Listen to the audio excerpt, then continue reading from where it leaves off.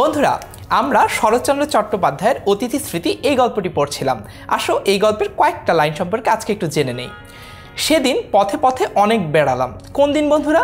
হ্যাঁ, আগের ভিডিওটি দেখে আমরা জানতে পেরেছি যেদিন কিনা লেখক দেখেছেন যে বাতব্যাধিগ্রস্ত কিংবা বাতের ব্যথায় আক্রান্ত কিছু বৃদ্ধ লোকও বাইরে ঘুরে বেড়াচ্ছেন, তখন কিন্তু তিনি নিজের শারীরিক সামর্থ্যের উপর ভরসাটি ফিরে পান এবং সেদিনই তিনি সিদ্ধান্ত নেন যে তিনিও আসলে ঘুরে বেড়াবেন।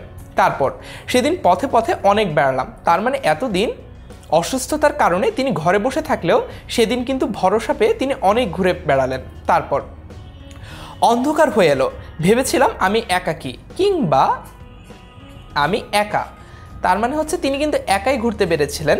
তিনি তার দেখাশোনার জন্য তার দায়িত্বরত যেসব চাকররা রয়েছিলেন তাদেরকেও কিন্তু কাউকে জানিয়ে কিংবা বলে কিংবা সাথে নিয়ে বের হননি, তাই তিনি ছিলেন একা।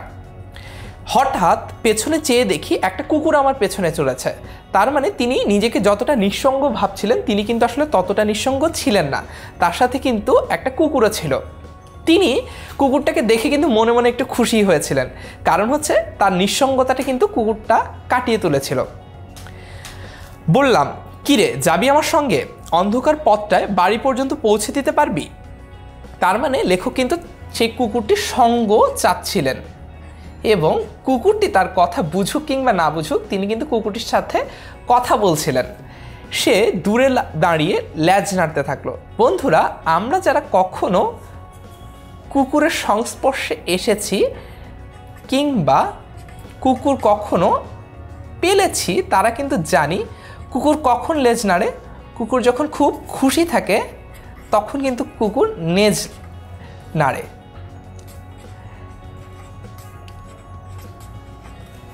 তার মানে কুকুরটা কিন্তু তার ভাবভঙ্গি দেখে মনে মনে খুশি হচ্ছিল, তাই কিন্তু সে লেজ নাড়ছিল। তারপর তার এই লেজ নাড়াকেই লেখক কিন্তু সম্মতি হিসেবে ধরে নিলেন, কারণ হচ্ছে লেখক যখন দেখছেন তার উপস্থিতি আসলে কুকুরটিকে আনন্দ দিচ্ছে, তখন লেখক বুঝতে পেরেছেন যে কুকুরটির আসলে তার সাথে যাওয়ার ব্যাপারে সম্মতি আছে। তারপর লেখক বললেন, বুঝলাম সে রাজি আছে। বললাম, তবে আয় আমার সঙ্গে। তার মানে লেখক কুকুরটিকে তার ঘর পর্যন্ত ডাকলেন।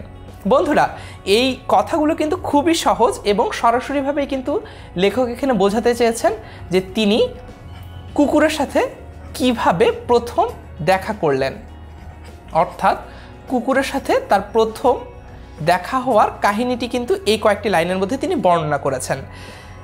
আজকের এই ভিডিও দেখে তোমাদের যদি কারো কোনো প্রশ্ন থাকে সেটি আমাদেরকে লিখে জানিয়ে দাও, আমরা তোমাদের সকল প্রশ্নের উত্তর নিয়ে ফিরবো পরের ভিডিওটিতে। দেখা হচ্ছে তাহলে পরের ভিডিওতে।